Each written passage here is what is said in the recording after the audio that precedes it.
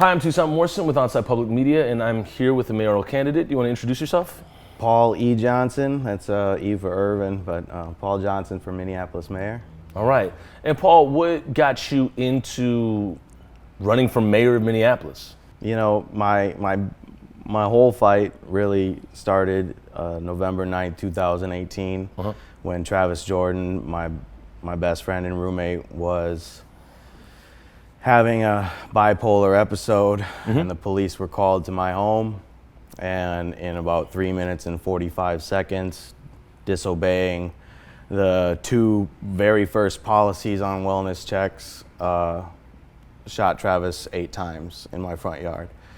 So that is an alarm clock and an awakening that is beyond. I'm even welling up just thinking about it. It's not something anybody wants to experience. Yeah. It's not something anybody wants to go through. What happened after that isn't what you want to experience. What happened after that? Well, even just directly there, I can talk about it now. When I showed up on site, an officer continually pressured me to get in the back of his squad car. And I kept telling him I didn't want to. I wanted to know what was going on with my friend. I was being held at the end of my block.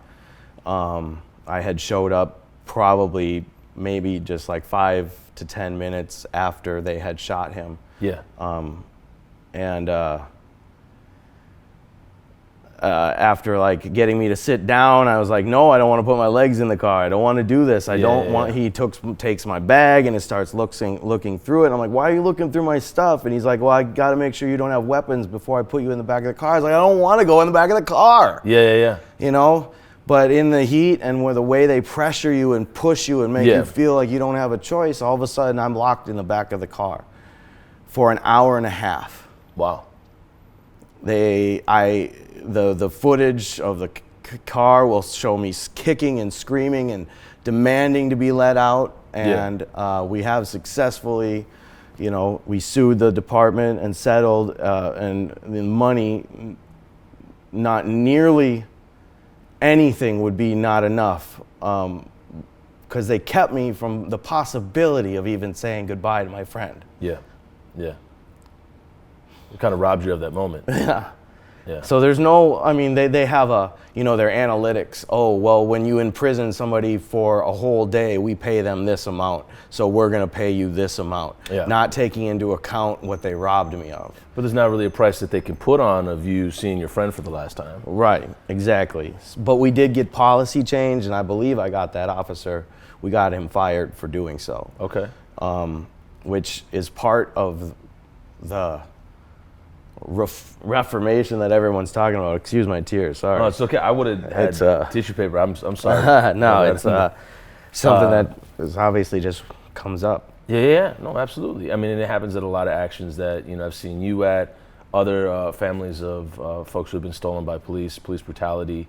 There is no algorithm for the grief or mourning that occurs. Yeah, we cry when we lose our grandma, so. I'm just gonna go get some paper, man, anyways, just because it's here. But you say that's when it started for the. Appreciate it. No problem, man. That's when you had the fire lit, or the impetus for you running or getting even involved, or having the notion to get involved in politics. Yeah, so politics wasn't really the idea. The idea was change and accountability, you know, and that's what the revolution has been. And that's, Travis's first Angelversary, we had like 20 people out in the rain, right? Yeah. Fast forward to 2020. Black man gets lynched on 38th in Chicago, and we have an army screaming Travis's name. Yeah. And Travis is getting Minneapolis's attention, and Travis is getting national attention as far as mental health and what it means for policing. And that took a lot of work, and the gratitude, again, emotional, is immense. Yeah. Because we were able to take that pain and turn it into power and turn it into legislation in honor of Travis, where now 911 And this is kind of more where my political thing started coming. I can't fight for Travis on a legal battle. I can't continue my fight and say, you know, he was wrongfully killed. I want to sue. I want to change, right? My battle ended with my ability to uplift the family's voice in their time that they couldn't, okay? Yeah. That's where I felt like I was stalled out. Well, and then we're getting in legislation, and thank you to Jonathan McClellan for all the work he did in writing that stuff and really paying attention to the family's tragedy as he wrote it. And we nicknamed the bill after Travis, and now the law used to state that, you know, 911 was beholden to the police and what they wanted to do with mental health calls. Yeah. And for whatever reason, and we know it's usually budgetary, they wanted to continue to take mental health calls even though we know the percentage of times that it ends in tragedy of some sort. Yeah. And 16 times more likely so for a person of color, right? So that had to end. So we took the legislature, we took the power out of the police's hands to make that decision and put it into the emergency responder 911 caller to forward those calls to the co-responder programs that have already existed in all of our counties. And just basically are funded for nothing. Well, here we go. Let's start funding them and letting them do their job, right? Exactly. So that's where the legislation comes in and how powerful that is for change. It's not just talking. It's like, whether or not you want to, this is how it's going down now. Yeah. You know, so. Yeah, exactly. Yeah. There's the power is taken from them, and now it's, you know, there's more options. Right. And so I felt that is the change, right? That's where I can start to, and having used my voice and Travis's story and the power of that in whatever I can find in my emotion and my being to push that sort of change, well, now we have an opportunity in our leadership of Minneapolis, specifically dealing with the police. The one true power of the mayor of Minneapolis is over the police department. And what better person to address our public safety, both our community and our community relations with our public safety officer than somebody who understands how low I'm done with reform. We've had 4 decades of promised reform or more, right?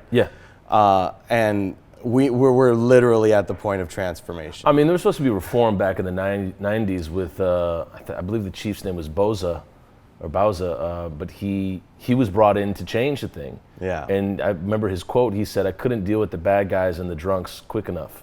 He said, "There's too many of them."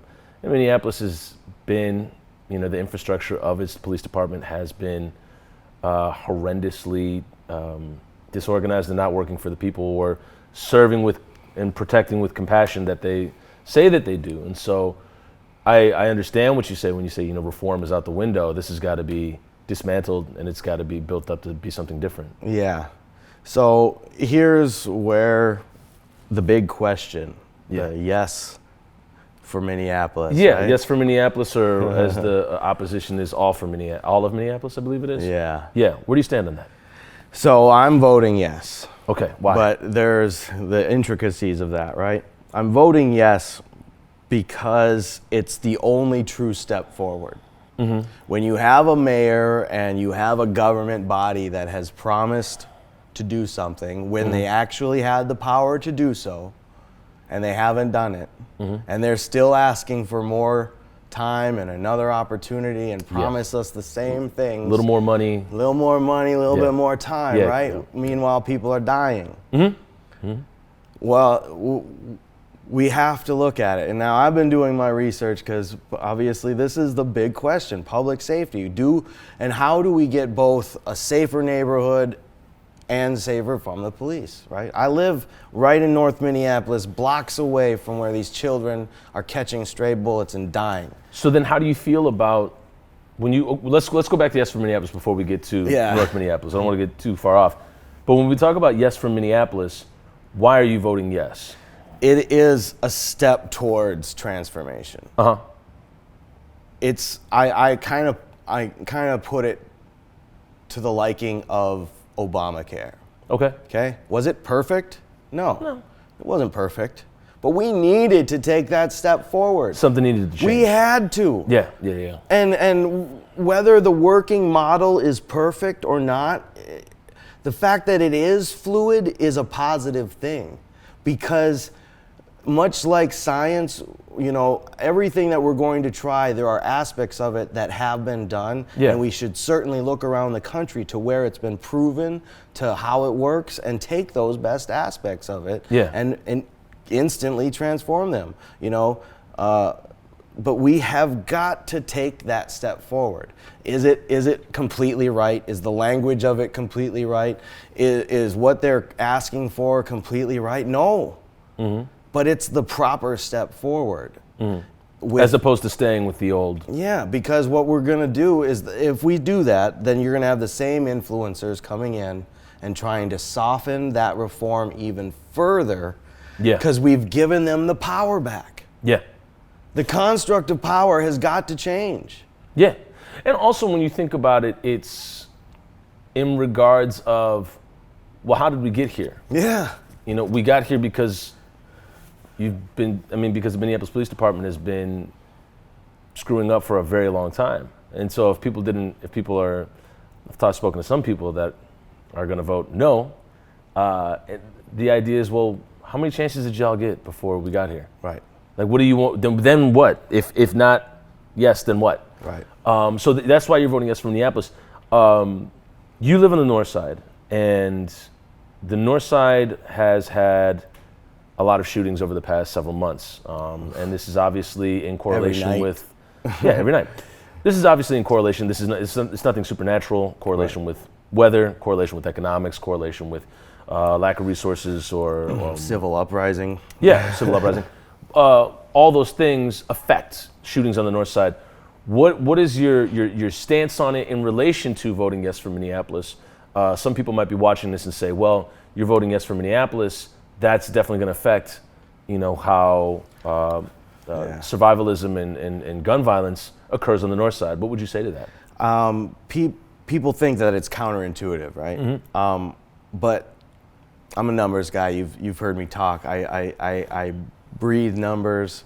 I research things. So I've been looking a lot, because the talk of Murderapolis is back, right? Yeah, from the 90s when... 1995, Murderapolis. Mm-hmm. So I read a little article, and how whatever you want to think about the Washington Post, okay? Yeah. And it talked from 1995.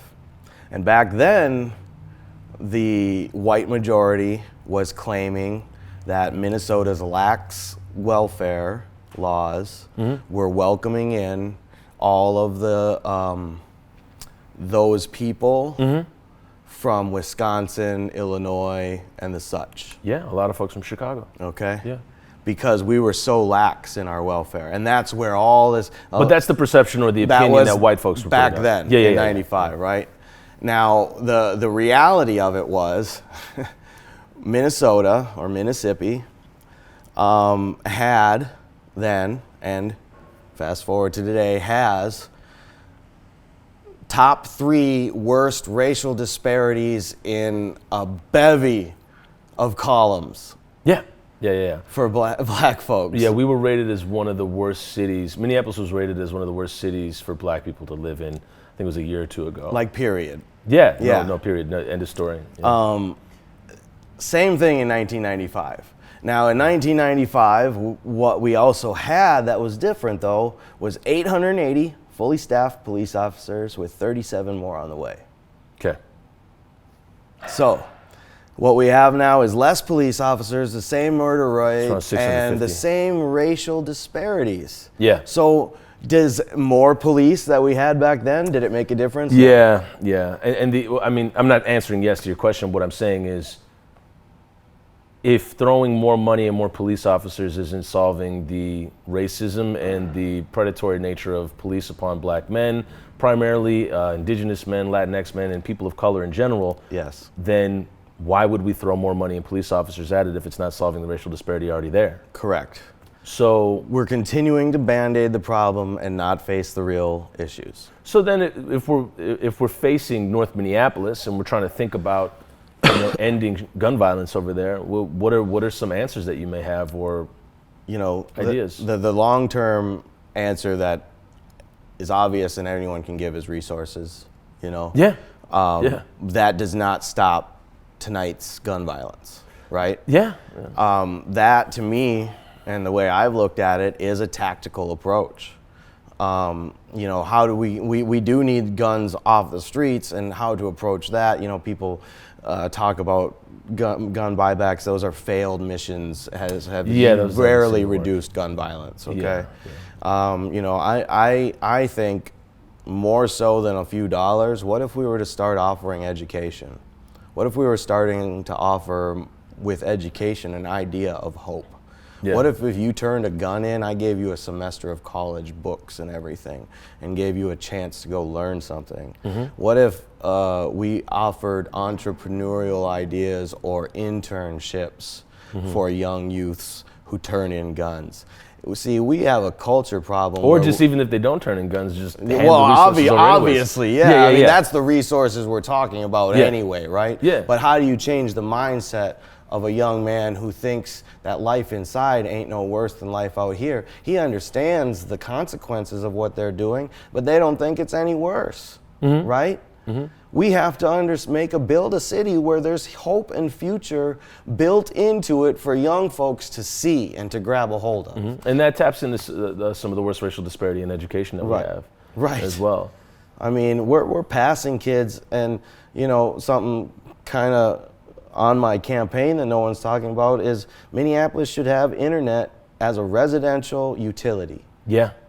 There's no reason why we shouldn't. We have a USI Wireless, that defunct thing. Man, that's a redlining map of internet, because high speed never gets to the ghetto. I'll tell you that. Okay, so you just look at that, and then you can just see another problem where the racial disparities last. It's not over in third. It's not up in fourth. Yeah. It's right where the rich people are, and that's who gets the high speed. And then also on the north side, you have to mention that the amount of air pollution. Oh God. And wastes that is held over on the north side. Some of the worst asthma rates. Mm-hmm. We have a 50% home ownership rate in Minneapolis, so this touches on a lot of things, but you have landlords out of town and whatnot. I mean, lead abatement and asbestos abatement should be city-funded things to make our homes safer and better. Yeah. I know what this costs. I'm a handyman. I've had to outsource. This is beyond some people's reach. Yeah. And so we're just allowing people who are living in homes. Let's put this string of thoughts together. Black folks who are living in homes that they have to rent at enormous rates, that have polluted materials in them, that have racial covenants that said they couldn't even buy that home back in the day. Yeah, let's put that string of why we're at where we're at. Oh, of course. I mean, the legacy, the legacy of all of that. I mean, going back to slavery and indentured servitude leading up to now is still prevalent, obviously. Yeah. And then you have a lot of landlords that don't live on the north side, that own property on the north side, and they want to chop certain houses up into, chop a bungalow up into a fourplex. Yeah. And then you have some city council members that want to reduce the minimum living square footage, I believe it is.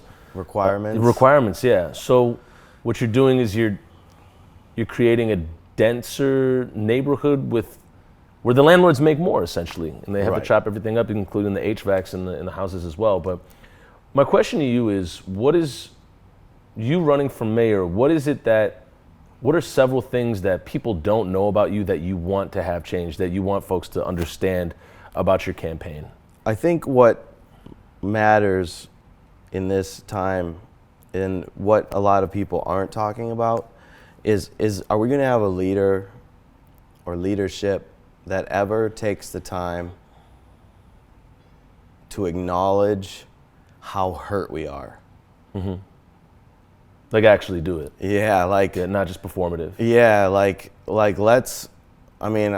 honestly, if it wasn't for COVID, I'd be calling for stadiums to open up so we could like, it sounds bland, but like have a picnic, have a barbecue. Yeah. We need to cry, we need to scream, we need to emote, we need to brush shoulders, but in a whatever way we can to understand, hey, I'm still here. Yeah. I'm hurting. I saw it too. And I can't live like this and not allow it to go away.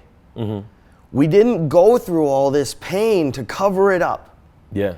We didn't go through all this marching and miles and attempts to transform the way we live, the way we feel about ourselves, the society we live in, what our public safety looks like. And we didn't do all that for nothing. And if we don't address how it made us feel as a city, if we don't allow people to come together and kind of just really acknowledge it, and city-led acknowledgement, how are we ever going to get past it? I went to New York a couple weeks ago, and I got, or went to Washington, D.C. for an Impacted Families march, okay? And we got to go up to New York real quick, and I got to see that in the United States, the city where land is at its highest value, right, per square foot, that city took a couple blocks and allowed a place of mourning. Wow. For what happened. And that hasn't really happened here. Our city couldn't allow two sides of the street. Yeah.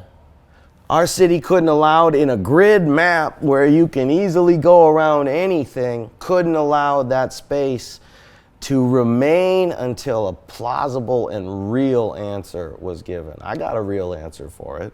$15 million spent on fencing and barriers on property could have easily bought both sides of that block. Oh, easily, yeah. Refurbished it with a nice big parkway down the middle for people to sit in, to gather, to commune, and rebuilt all of those businesses on both sides with brand new facilities. Yeah.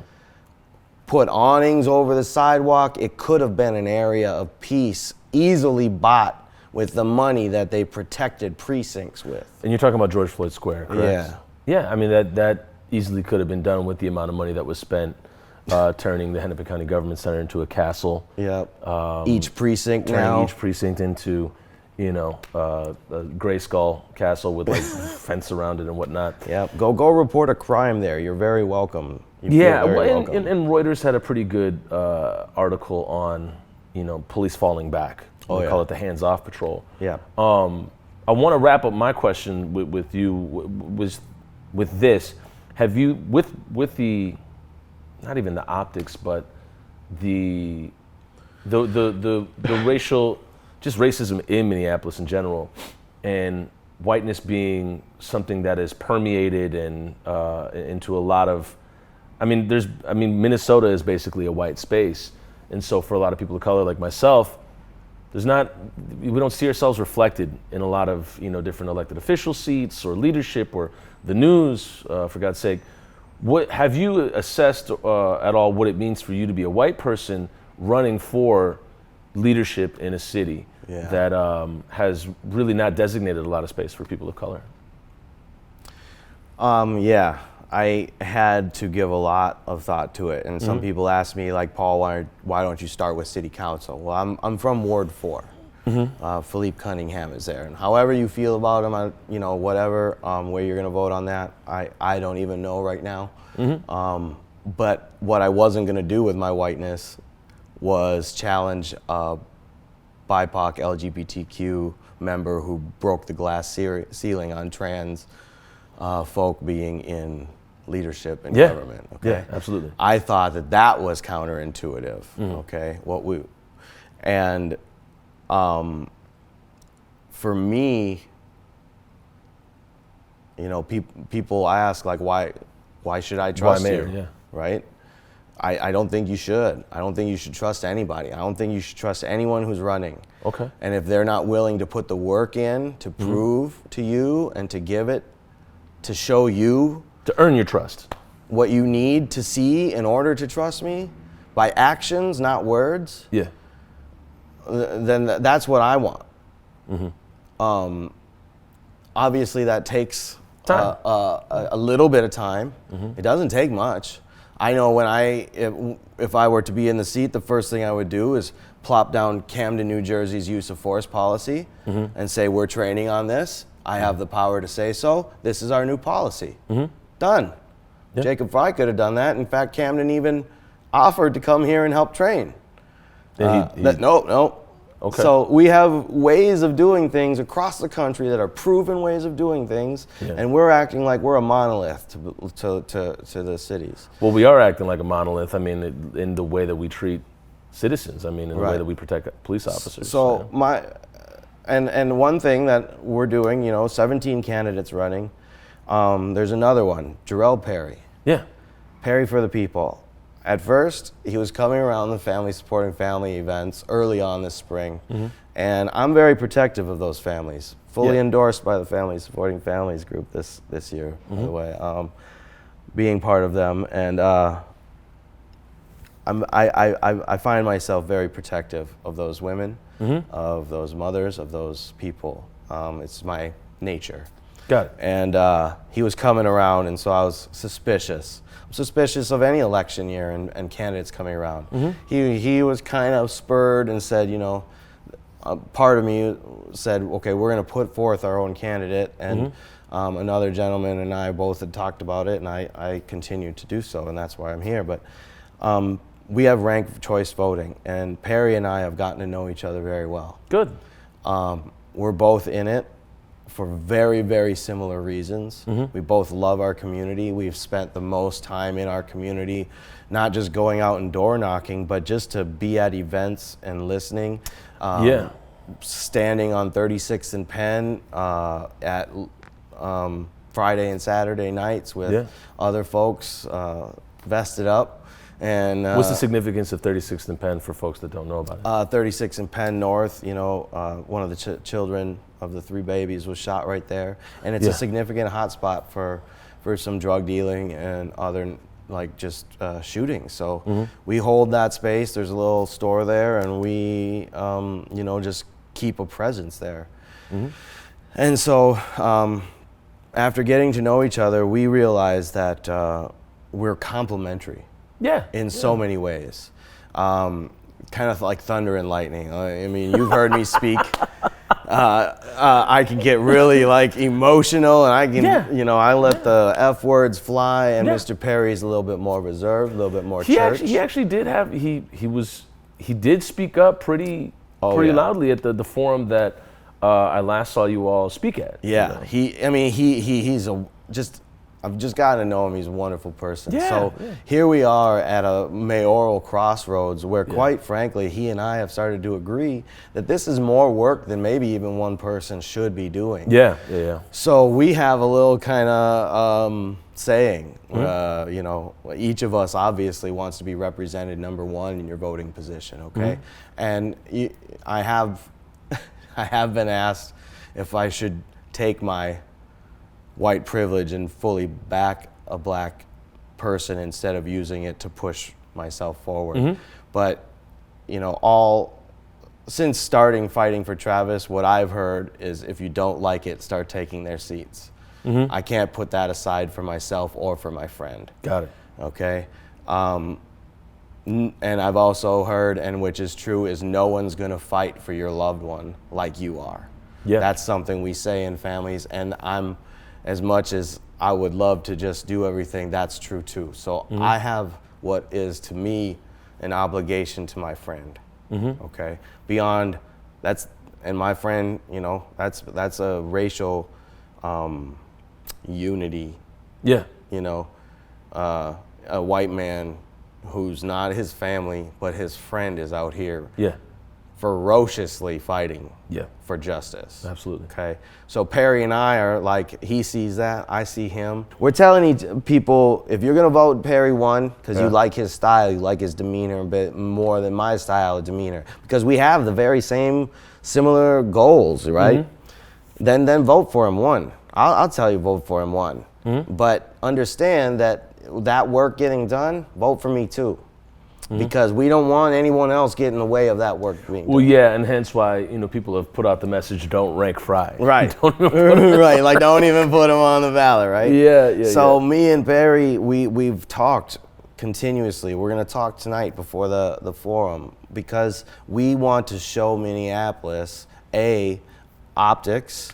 We are a white and a black man fighting for the same exact thing in our city, and we want to fight together. Yeah. And that is part of the trust. Okay? You know, similar optics that somebody's run with that has been Mayor Fry in Arredondo. Oh yeah. And I'll tell you what. I'm sorry. The second you brought it up, I was like, yeah, that's the same. It's not. I the guess same I'm thing, two but polarizing opposite sides of it. I But mean, there's a picture of Fry with the Black Excellence T-shirt, like, and Arredondo, and they're like, you know. yeah, it's, you know, when you have somebody who.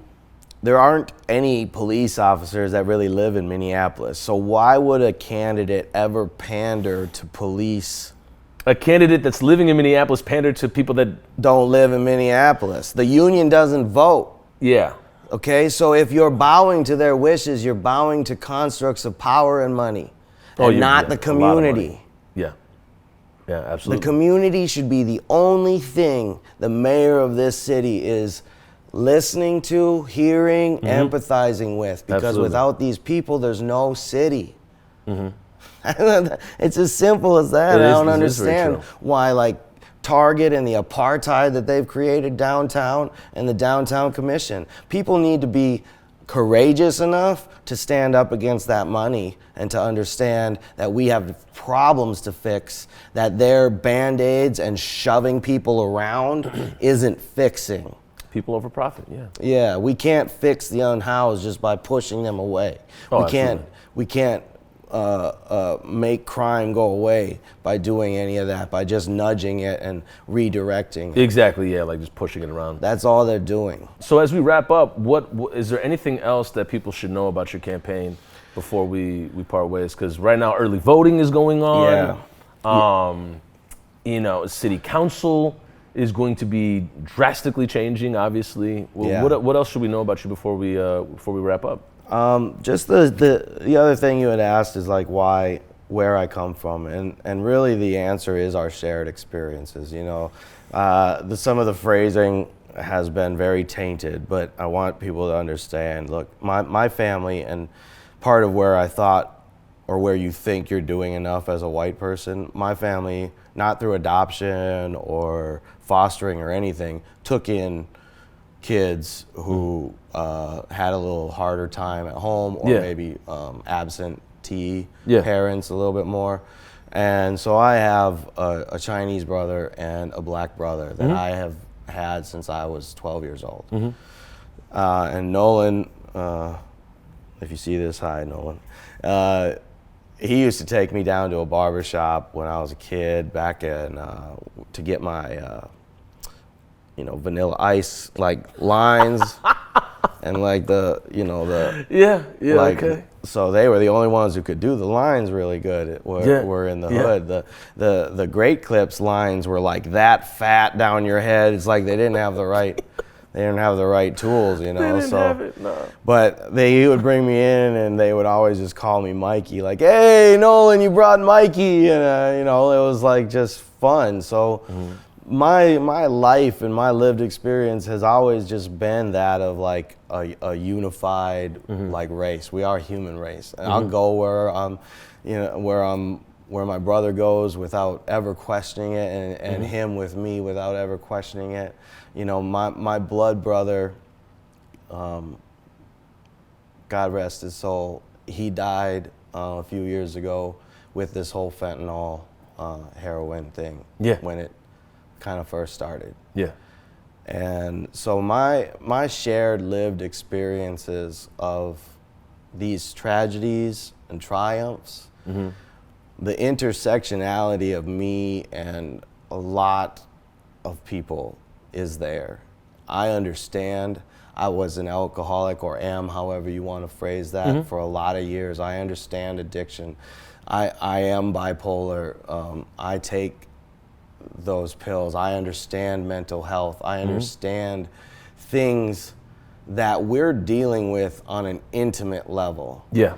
And in order to understand those things, and like going back to police, in order to understand how to reform something, you have to understand that police are willing to do certain things that a lot of these leaders aren't willing to admit that they're doing. Yeah. Yeah. And you can't reform something if you don't really acknowledge the bottom. Yeah.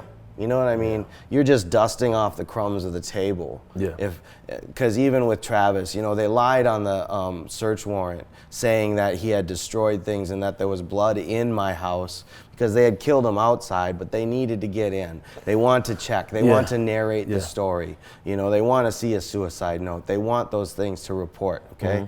So they had to lie on the search warrant just to even get into my house. There are little key things that we've allowed our police to do, and maybe we thought that they were doing it in the name of good, you know, because movies have really thought that made us feel like police should do maybe just a little bad in the grander scheme of good. And maybe that has allowed us to think that that's okay, but it's not, because people are dying.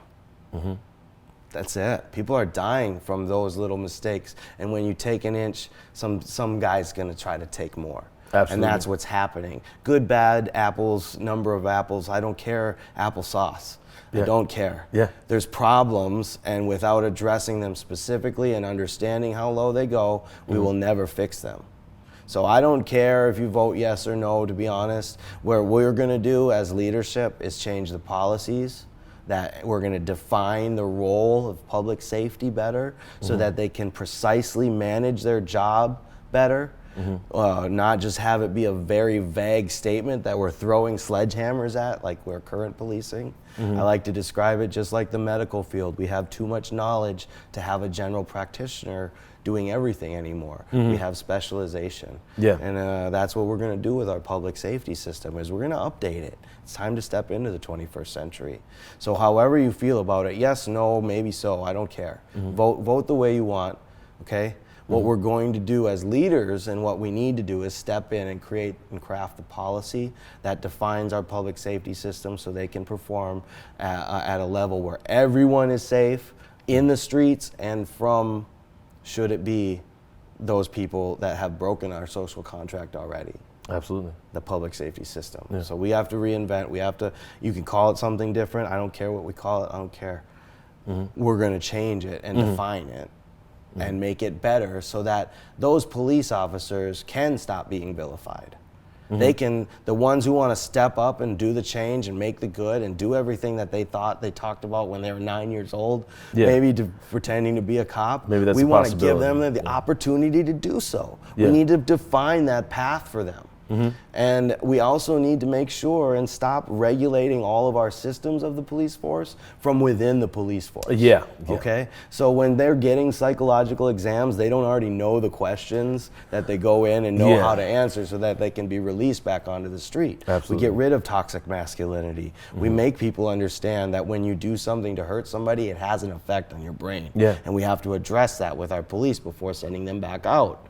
We have to understand that legislation can be passed so that drivers, all of these like driver motor vehicles, we can do that clerically through the DMV if we just pass enough legislation. We don't have to have police pulling people over for tabs. You can get a letter in the mail that fines you if you don't go get them. You know, there's all sorts of wonderful, easy changes, but we need a leader who won't bend or break underneath the pressure of the dollar or the corporate. We need somebody who can craft and look at those policies and push them to the point where they're there. Not let them soften up, not let them be deburred.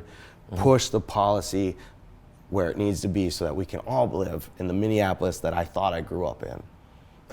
Well, thank you, Paul, for taking time today to chat with us and tell us a little bit more about your campaign and what you just said. I mean, it sounds amazing and wonderful, and I hope it resonates with other people and it gives them some insight to the ballot and what they want going forward. Yeah, and I think the number one thing in this election is we should have a fair one. People should be open to the ideas. People should really not allow mainstream media to push just 3 candidates on them. Take the time, Minneapolis. That's why we're here with you, because Because you got WCCO holding the forum where they got 3 candidates only. And it's not 3 candidates. It's not 3 candidates. And quite frankly, we know that one of them isn't even in the top 3 of being there. So, yeah, exactly. So pay attention, Minneapolis. Share people. Even if you don't like it, make sure people know the other candidates out there, because somebody's going to really resonate with you. And a lot of us are talking the same talk. Really, you got to figure out who you know is going to walk the walk. Exactly. So, all right. Well, thank you so much for your time, Paul. I appreciate your time, Toussaint. Appreciate Thank you so much.